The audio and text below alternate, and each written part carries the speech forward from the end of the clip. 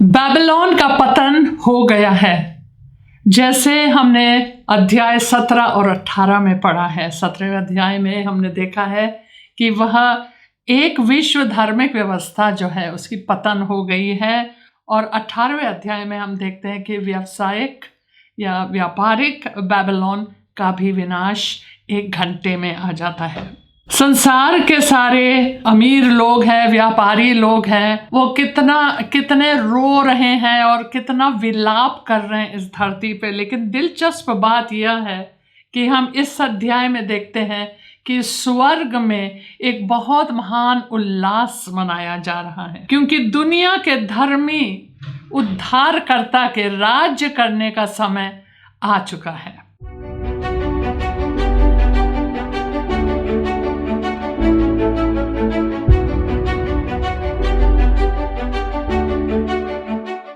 आप सबका एक बार फिर से choose life now Hindi channel के बाइबल स्टडी में स्वागत है। आज हम अध्याय 19 पढ़ने जा रहे हैं प्रकाशित वाक्य के। आइए सबसे पहले हम लोग प्रार्थना करते हैं। हे पिता, हम धन्यवाद देते हैं और जो स्तुति गान जो स्वर्ग में हो रहा है उसके साथ हमारी आवाज़ भी जुड़ने पाए, क्योंकि सच में आप एक विश्वास योग्य और न्यायी परमेश्वर है और आपके सारे काम धार्मिकता में होती है, और आपने अपने शत्रुओं पे अपना बदला ले लिया है। प्रभु मसीह के आने वाले शासन पर आनंदित होते हैं और उनकी प्रतीक्षा में रुके हुए हैं। ये प्रार्थना हम यीशु मसीह के सामर्थी नाम में मांगते हैं। आमीन आमीन।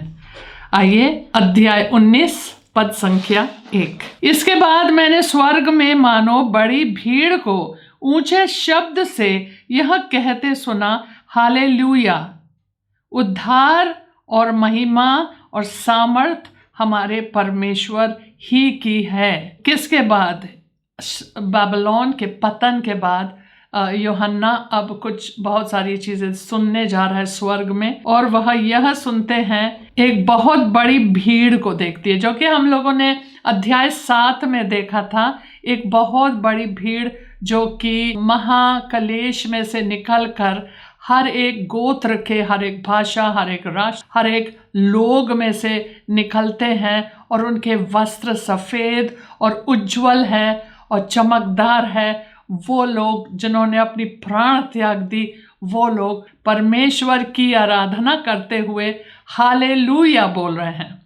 ये एक यूनानी शब्द है हालेलुया, जो पूरे नए नियम में नहीं मिलता है, लेकिन इस 19वें अध्याय जो कि परमेश्वर की पूरी योजना, उद्धार की योजना, उसकी पूरी प्लानिंग का जो आखिरी वक्त है अब आ चुका है। अब बोलना है हालेलुया, और ये लोग जोर जोर से हालेलुया बोल रहे हैं। उद्धार और महिमा और सामर्थ हमारे परमेश्वर ही की है, क्योंकि उसके निर्णय सच्चे और ठीक है। उसने उस बड़ी वेश्या का, जो अपने व्यभिचार से पृथ्वी को भ्रष्ट करती थी, न्याय किया और उससे अपने दासों के लहू का बदला लिया। यही कारण है, सारे आनंद का कारण यह है कि परमेश्वर के न्याय सच्चे हैं और समय से होता है। याद है वो एक स्वर्गदूत ने कहा अब कोई देरी नहीं होगी, तो अब वो सब काम हो गया है। और उन्होंने अपने शत्रुओं पे, जिसने उनके कलीसिया पे, उनके लोगों पे, अपने दुल्हन पे, यीशु मसीह के दुल्हन पे, और भी लोग हैं पहले भी इज़राइल में बड़े बड़े नबी और सारे लोगों को मारा है। ये दुनिया की व्यवस्था, दो प्रकार के लोग हैं, एक है परमेश्वर के लोग और एक है दुनिया के लोग। जैसे हम लोग निर्गमन में देखते हैं कि परमेश्वर ने ऐसा न्याय किया है मिस्र देश पे, लेकिन अपने लोगों के ऊपर वो अन्याय नहीं हुआ। तो अब हम लोग आत्मिक तरीके से देख रहे हैं यह न्याय हो रहा है इस संसार के ऊपर, जिन्होंने सत्य को नहीं माना। तो यहाँ पर ये जो शब्द हालेलुया है उसका अर्थ होता है प्रभु की स्तुति हो। वह लोग यही शब्द बार बार बोल रहे हैं। 3 पद में हम देखेंगे, फिर दूसरी बार उन्होंने कहा हालेलुया, उसके जलने का धुआं युगान युग उठता रहेगा। यह उस वैश्या के बारे में बोला जा रहा है जिसका नाम है बेबीलोन, बड़े बेबीलोन, सारी वैश्याओं की माता, और इस संसार में सारी घृणित वस्तुओं की और सारे विनाश का जड़ और मूल, और सारे संसार को भ्रष्ट करने वाली, अपने व्यभिचार के प्याले में से पिला पिला कर सब पूरे दुनिया को भ्रष्ट कर दिया, सारे लोगों को नष्ट कर दिया, उनके दिमाग को खराब कर दिया, उनको सत्य से रोकी है, उनके आंखों पर पट्टी बांध के रखा है ताकि वह सच्चे परमेश्वर को ना जान पाए। उसके ऊपर न्याय हुआ है और बड़े स्पीड से हुआ है। और जो व्यावसायिक बेबीलोन है उनके ऊपर बाइबल में लिखा है 18 अध्याय में 1 घंटे में उनका विनाश आ गया। 1 घंटे में उन लोग इसलिए हालेलुया कह रहे हैं क्योंकि इनके जो जलने की धुआं है युगानुयुग उठता रहेगा। तब 24 प्राचीनों और 4 प्राणियों ने गिरकर परमेश्वर को दंडवत किया जो सिंहासन पर बैठा था और कहा आमीन हालेलुया। वो लोग भी हालेलुया, 24 प्राणी मतलब पूरा कलीसिया, पूरे परमेश्वर के लोग, और 4 जीवते प्राणी वो लोग भी दंडवत करते हैं परमेश्वर के सामने और बोलते हैं कि हाँ हालेलुया परमेश्वर की, आमीन। जो ये लोग बोल रहे हैं सच है।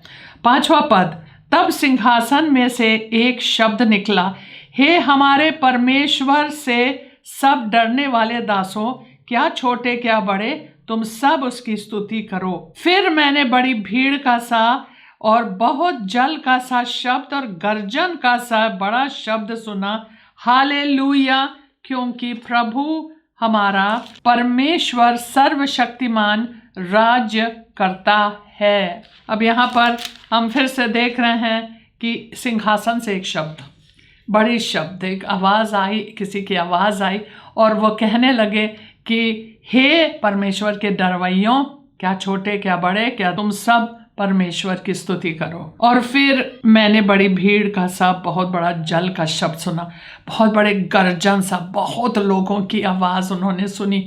वो बहुत बड़ी भीड़ एक बार फिर से हालेलुया कहते हैं क्योंकि प्रभु हमारा परमेश्वर सर्वशक्तिमान राज्य करता है। यीशु मसीह का जो 1000 साल का राज्य जो परमेश्वर की योजना में लिखी गई है कि वह 1000 साल संसार की सारी व्यवस्था को ख़त्म करेगा, इस संसार के सारे राजाओं को, सारे सरकारों को, सारे चीज़ों को जब ख़त्म हो जाएगी, जो सपना नेबुकदनेस्सर ने देखा, आखिरी में सब कुछ नष्ट हो जाता है और एक राज्य होता है। पूरे विश्व में एक राज होगा और वह एक धर्मी राज्य होगा। बड़े शक्ति के साथ वह राज्य को चलाएंगे, लेकिन बड़े प्रेम के साथ और बड़े अनुग्रह के साथ और न्याय के साथ। उनके सिंहासन का जो बुनियाद है वो धार्मिकता है और वह राज्य आ गया है, आमीन। और वह राज्य हमारे उद्धारकर्ता प्रभु यीशु मसीह का है और इसी के इंतजार में हम लोग सब हैं। पद संख्या 7, आओ हम आनंदित और मगन हो और उसकी स्तुति करें क्योंकि मेमने का विवाह आ पहुंचा है और उसकी दुल्हन ने अपने आप को तैयार कर लिया है। अब लोग दूसरा कारण दे रहे हैं अपने स्तुति और आनंद के हर्ष, जो उन लोग इतने हर्षित हैं, उसका दूसरे कारण यह है, उन लोग कहते हैं कि यीशु मसीह का, हमारे मेमने का विवाह आ गया है। हम लोग ने जो यीशु मसीह को अपना जीवन दे दिया है और यीशु मसीह ने अपने दुल्हन के लिए बहुत बड़ा दाम चुकाया है। हम लोग अपने हैं ही नहीं, हम लोग उनके हो गए हैं और इस धरती में हम इधर उधर खेल नहीं सकते हैं। हम यीशु के दुल्हन हैं, यीशु के लिए आनंदित होते हैं, यीशु के लिए अपनी तैयारी करते हैं, यीशु के लिए रुके रहते हैं। हम उन्हीं के हैं, हम अपने हैं ही नहीं। जब हम मोल लिए गए तो हम अपने कैसे होंगे? तो फिर हम लोग उनके इंतज़ार में हैं और हम लोग उनके साथ अब हैं क्योंकि यीशु ने आके अपने कलीसिया को, अपने दुल्हन को अपने साथ ले लिया है। अब स्वर्ग में है। अब स्वर्ग में 7 दिन बाद या 7 साल बाद, जैसे यहाँ पे एक दिन को 1 साल माना गया है, 7 साल होता है कलेश का, 7 दिन शादी का होता है, तो 1 सप्ताह बाद वह लोग निकलने को तैयार है। दुल्हन तैयार है। किस लिए तैयार है? बड़े दावत के लिए, आमीन। और जब यहूदियों की शादी में दावत बोला जाता है तो एक दावत नहीं होता है, एक दावत नहीं होता है कि एक दिन खाना खाएंगे, भोजन खाएंगे और सब लोग घर चले जाएंगे। नहीं, ये एक दावत होता है पूरे सप्ताह के लिए, और बहुत आनंद के साथ इस चीज़ को बहुत महत्व देते हैं। शादी का जो सप्ताह है, तो अब दुल्हन निकलेगी, दुल्हन के निकलने का समय आ गया है। जिस प्रकार से एक दुल्हन जब उनके पति चला जाता है, कहता है मैं जा रहा हूँ, मैं तेरे लिए अपना घर तैयार करने जा रहा हूँ तुम्हारे लिए, तब वह अपने तैयारी में, अपने को सुंदर बनाने में, अपने सारे जो भी उनके अंदर नुक्स है उसको हटाने में, कपड़े क्या क्या पहनेगी, शादी के लिए कौन सी चीज़ें लेके जाएगी, तो उसी प्रकार हम लोग को भी परमेश्वर ने हम लोग को पवित्र आत्मा दिया, अपना वचन दिया, ताकि हम लोग भी इस तैयारी में रहे। क्योंकि जब वो दुल्हन को लेने आएगा तो वो बिना झुर्री, बिना दाग, बिना कलंक, बिना धब्बे, बिल्कुल निर्दोष और पवित्र होना चाहिए। हमारे सारे वस्त्र सफ़ेद और सुंदर होना है। यही एफिसियों में लिखा है, एफिसियों के 5:27 में, और हमारे अच्छे कर्म हमारे वस्त्र हैं। आमीन। तो यहाँ पे लिखा है दुल्हन के बारे में 8वें पद में, उसको शुद्ध और चमकदार महीन मलमल पहनने का अधिकार दिया गया है। मतलब ये जो शुद्ध, बहुत सुंदर, सफ़ेद, उज्जवल वस्त्र जो उनको दिया गया है, वह उनके कर्म है। हमारे उस कर्म के वजह से हम लोग को यह वस्त्र दिया गया है, पहनने को अधिकार दिया गया है। क्योंकि उस महीन मलमल का अर्थ पवित्र लोगों के धर्म के काम है। क्योंकि हमारे लिए परमेश्वर ने जब हमें सृजा है तो हमारे लिए काम निमित्त किया है ना, हमारे लिए रखा है। यह कार्य अब करेंगे, हम कार्यों को करने के लिए सृजे गए हैं। तब स्वर्गदूत ने मुझसे कहा, यह लिख, धन्य है वे जो मेमने के विवाह के भोज में बुलाए गए हैं। कौन बुलाए जाएंगे?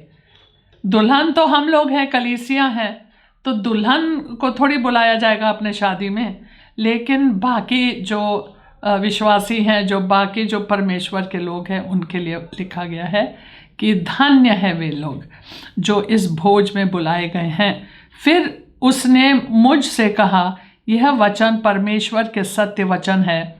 तब मैंने उसको दंडवत करने के लिए उसके पांवों पर गिर पड़ा। उसने मुझसे कहा, देख, ऐसा मत कर, मैं तेरा और तेरे भाइयों का संगी दास हूँ जो यीशु की गवाही देने पर स्थिर है। अब यह है कि यह जो स्वर्गदूत जो पूरी बातें यूहन्ना को दिखा रहे थे, यूहन्ना तब भावुक हो गया कि वो उनके पैरों पे गिर पड़ा और उनको दंडवत करने के लिए तैयार हुए। लेकिन स्वर्गदूत ने कहा, मुझे नहीं, मैं भी सृजा गया हूँ, तुम भी सृजे गए हो। कोई भी सृजे हुए लोग को, भले वो स्वर्गदूत क्यों ना हो, उनको नहीं पूजते, उनको उनके सामने दंडवत नहीं होते हैं। केवल परमेश्वर योग्य है कि हम उनकी स्तुति और उनके सामने दंडवत हो। तो उसने कहा, मेरे सामने में मैं भी तुम्हारे जैसे एक संगी दास हूँ, मैं भी तुम्हारे और तुम्हारे भाइयों के जो यीशु की गवाही देने पर स्थिर है। मतलब कि तुम लोग जिसने यीशु की गवाही के लिए से हिले नहीं, बिल्कुल नहीं, बिल्कुल डटे रहे उस पे, हिले नहीं। आप लोगों के साथ मैं भी संगी दास हूँ, मैं भी यीशु की गवाही लेकर चलता हूँ, जो यीशु की गवाही देने पर स्थिर है। परमेश्वर ही को दंडवत कर, क्योंकि यीशु की गवाही भविष्यवाणी की आत्मा है। परमेश्वर को ही दंडवत कर, वही योग्य है, क्योंकि यीशु की गवाही जो सबके मुंह में है, सबके साथ है, वह भविष्यवाणी की आत्मा है। लिखा है, फिर मैंने स्वर्ग को खुला हुआ देखा। क्या दृश्य था जो यूहन्ना ने देखा! और देखता हूँ कि एक श्वेत घोड़ा है और उस पर एक सवार है जो विश्वास योग्य और सत्य कहलाता है, और वह धर्म के साथ न्याय और युद्ध करता है। आमीन। वो है मेरा यीशु मसीह, हमारा दुल्हा, हमारे आत्मिक दुल्हा। और फिर यहाँ लिखा है कि स्वर्ग खुला और उन्होंने क्या देखा? एक सफ़ेद घोड़ा। याद है 6ठे अध्याय में कौन आया था सफ़ेद घोड़ा पे? मसीह विरोधी आया था सफ़ेद घोड़ा पे। एक मुकुट उसको दिया गया था और वो आया था कि यहाँ पे सब मतलब राज्य करे इस धरती पे। और ऐसा वो नकल करता है ना यीशु का, तो वो उन्होंने कोशिश की कि हम भी सफ़ेद घोड़े पे आएंगे और सब लोग सोचेंगे मसीहा है।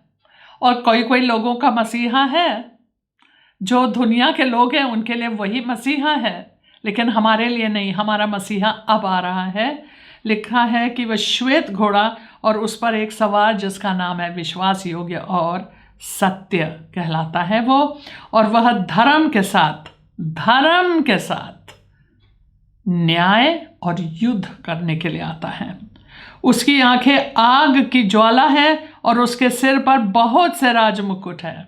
उस पर एक नाम लिखा है जिसे उसको छोड़ और कोई नहीं जानता है। तो यहाँ पे दिखाया जा रहा है उनके आंख जो है आग के समान है, उसको बहुत सारे राजमुकुट दिया गया है। ये जो राजमुकुट है ये अधिकार का और उनके शाही राज्य का मुकुट है, क्योंकि वह परमेश्वर सर्वशक्तिमान परमेश्वर है तो यीशु मसीह, लेकिन है तो वचन, राइट। तो उनके अधिकार के मुकुट है जो उनके सर पे है। जो मसीह विरोधी है उसको एक दिया गया था, एक मुकुट जैसे वो पहनता है और वो कोशिश कर रहा है कि वो आए और यीशु का नकल करे और बोले कि सब शांत हो जाएगा, मैं आऊँगा, मैं राज्य करूँगा, सब बढ़िया हो जाएगा। कुछ नहीं बढ़िया हुआ। हम लोग ने देखा है क्या हुआ दुनिया की हालत, राइट। कुछ नहीं बढ़िया, सब मौत ही विनाश ही विनाश। आमीन। उनका सबका खुद का भी विनाश हो गया। सो कोई अच्छी चीज़ नहीं हुई है। यीशु मसीह के आंखें आग की ज्वाला है, क्योंकि वह धर्मी परमेश्वर है, सब कुछ देखता है और न्याय करने के लिए आता है, सब चीज़ देखता है। यीशु के ऊपर एक नाम है जो केवल उनके अलावा और कोई नहीं जानता है। 13, वह लहू छिड़का हुआ वस्त्र पहने हैं और उसका नाम परमेश्वर का वचन है। उनके मुंह से 2 धारी तलवार निकलता है, जब वो बोलते हैं तो वो होता है। तो वह जीवित और प्रबल 2 धारी तलवार, हर एक 2 धारी तलवार से ज्यादा चोखा वचन यीशु मसीह है। उसके वस्त्र लाल है, लहू से छिड़का हुआ है। स्वर्ग की सेना श्वेत घोड़ों पर सवार और श्वेत और शुद्ध मलमल पहने हुए उसके पीछे पीछे है। तो पूरा सेना, आशा है मैं भी उस सेना में हूँ, और उनका जो दुल्हन है तो आएगी उनके साथ। तो अगर हम लोग उनके दुल्हन है तो आना ही आना है राज्य करने के लिए। स्वर्ग के सेना श्वेत घोड़ों पर उनके साथ है, वो भी शुद्ध मलमल पे, वो उनके पीछे पीछे हैं। जाति जाति को मारने के लिए उसके मुंह में से एक चोखी तलवार निकलती है। वह लोहे का राजदंड लिए हुए उन पर राज्य करेगा और सर्वशक्तिमान परमेश्वर के भयानक प्रकोप की जलजलाहट की मदिरा के कुंड में दाख को रौंद दे। सो जाति जाति को मारने के लिए आया है, वो युद्ध करने के लिए आया है। जब वो आएगा तो युद्ध करेगा, तो जाति जाति को मारने के लिए क्या उनके ऊपर, उनके साथ क्या हथियार है? उनके मुंह से एक 2 धारी तलवार निकलता है, और वो जो 2 धारी तलवार है वह उनके मुंह से निकलता है। वो उसी हथियार से सारे जातियों को मार डालेगा। वह लोहे का राजदंड लिए हुए उन पर राज्य करेगा। और फिर कहते हैं आखिरी में कि परमेश्वर के भयानक प्रकोप की जलजलाहट की मदिरा के रसकुंड में दाख को रौंदेगा, उन लोग को रौंद देगा ताकि दोबारा ना उठने पाए। परमेश्वर ने इतना सब्र दिखाया, इतनी सहनशीलता दिखाई, सदियों से संसार को झेला, लेकिन अब समय आ गया, इसलिए बड़े हर्ष के साथ लोग हालेलुया गा रहे हैं। उसके वस्त्र और जांघ पर यह नाम लिखा है, राजाओं का राजा, प्रभुओं का प्रभु। हालेलुया। उनके जांघ पे लिखा है। ये कौन आया है? राजाओं का राजा।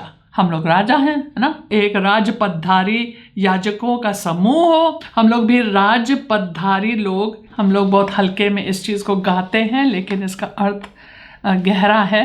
फिर मैंने एक स्वर्गदूत को स्वर्ग पर खड़े हुए देखा। उसने बड़े शब्द से पुकार कर आकाश के बीच में से उड़ने वाले सब पक्षियों से कहा। ये सूर्य में खड़ा हुआ है और वहां से सारे पक्षियों को बोल रहा है, आओ परमेश्वर के बड़े भोज के लिए इकट्ठे हो जाओ। यह मेमना के विवाह का भोज में नहीं बुलाया जा रहा चिड़ियों को, यह इस वाले भोज में बुलाए जा रहे हैं जहां सारा युद्ध होने वाला है और सब इकट्ठे हुए हैं ये परमेश्वर के खिलाफ यीशु मसीह से युद्ध करने के लिए। ये जो मसीह विरोधी है और जो शैतानी ताकतें हैं, वो लोग क्या सोचते हैं यीशु से लड़ेंगे। पक्षियों से बोल रहा है, आओ परमेश्वर के बड़े भोज में के लिए इकट्ठे हो जाओ, जिससे तुम राजाओं का मांस, सरदारों का मांस, शक्तिमान पुरुषों का मांस, घोड़ों का और उनके सवारों का मांस, क्या स्वतंत्र क्या दास, क्या छोटे क्या बड़े, सब लोगों का मांस खाओ।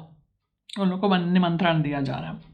फिर मैंने उस पशु और पृथ्वी के राजाओं और उनकी सेनाओं को उस घोड़े के सवार और उसकी सेना से लड़ने के लिए इकट्ठे देखा। जैसे मैंने कहा मूर्खता है। पशु को देखा, पृथ्वी के राजाओं को देखा, सारे उनके सेनाओं को इकट्ठा करके कहते हैं यीशु मसीह आ रहे हैं, आओ सब इकट्ठा हो जाए, इनसे लड़ेंगे। कौन से दिमाग से सोचते हैं ये लोग, लेकिन ऐसे ही सोचा है। अब 20 पद, वह पशु और उसके साथ वह झूठा भविष्यवक्ता पकड़ा गया, जिसने उसके सामने ऐसे चिन्ह दिखाए थे जिनके द्वारा उसने उनको भरमाया, जिन पर उस पशु की छाप थी और जो उसकी मूर्ति की पूजा करते थे। ये दोनों जीते जी उस आग की झील में जो गंधक से जलती है डाले गए। अब यहाँ पर पशु जो कि एंटी क्राइस्ट या मसीह विरोधी है और वो जो झूठा भविष्यवक्ता है, ये दोनों लोग जो इस समय कलेश के समय, महाकलेश के समय उनकी बहुत बड़ी भूमिका है, मुख्य ये लोग थे। और झूठी भविष्यवक्ता ने सब लोग से कहा तुम पशु को पूजो और उसके अंक, उनके नाम के अंक का निशान, उनका मोहर लो अपने हाथ पे या अपने माथे पे जहां आप चाहते हो, और अपने बड़े बड़े चमत्कारों के साथ, जो कि सब गंदे भरमाने वाले चमत्कार थे, झूठे वाले, लेकिन उन्होंने ऐसे ऐसे चिन्ह दिखाई कि वो लोग उनके भरमाने में आ गए और उन्होंने छाप भी ले ली और उन लोग का तो विनाश तय है। हम लोगों ने सुना है, स्वर्गदूत ने सुसमाचार सुनाया था, और जिन्होंने पशु को पूजा है वो सारे लोगों को इन लोगों ने भरमा के रखा था। अब उनका समय आ गया, दोनों को पकड़े गए जीते जी और उस आग के कुंड में झोंका गया जहां आग कभी बुझती नहीं है और लिखा है गंधक से जलती है, उसमें डाले गए, जिंदा डाले गए। शेष लोग उस घोड़े के सवार की तलवार से जो उनके मुंह से निकलता है मार डाले गए और सब पक्षी उनके मांस से तृप्त हो गए। बाकी लोग केवल शब्द से सुन के उन लोग भय से मर गए और सारे पक्षी ने बहुत बड़ी दावत की। अब इसी के साथ 19 अध्याय समाप्त होती है। यह एक बहुत दिलचस्प अध्याय है, क्योंकि आखिरी में यीशु मसीह इस धरती पे लौट आता है और सबके ऊपर न्याय करने लगता है। आमीन। तो आइए हम लोग प्रार्थना के साथ इसको समाप्त करते हैं। पिता परमेश्वर, हम प्रार्थना करते हैं कि हम हमारे जीवन से केवल आपको ही महिमा मिलने पाए। हम जो जो चीज़ें बोलते हैं और जिस प्रकार से हम अपना जीवन को जीते हैं प्रभु, वह आपको शोभा दे, और हम यीशु और उनके बचाने मतलब उद्धार के जो उनके अनुग्रह है उसकी गवाही हम हो सके। और क्योंकि हम लोग तो बहुत अयोग्य हैं प्रभु, हम पिता परमेश्वर इस दुनिया के सारे लोगों के लिए भी प्रार्थना करते हैं जो ये भरमाने वाली आत्मा के झूठी बातों में फंसे हुए हैं। उनके आँख के ऊपर पट्टी लगाई गई है, वो देख नहीं सकते हैं। पिता परमेश्वर, हम जानते हैं यीशु ने कहा जब तक पिता उनको आकर्षित नहीं करेगा वो मेरे पास आ नहीं सकते। इसलिए प्रार्थना करते हैं दुनिया में अधिकतर लोग प्रभु आपके वचन को सुने और आप उनको आकर्षित करें यीशु मसीह के पास।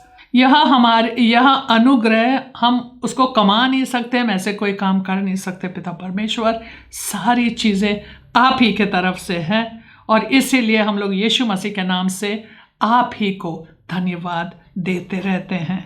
ये प्रार्थना हम यीशु मसीह के नाम से मांगते हैं। आमीन। अगले वीडियो तक आप सबको जय मसीह।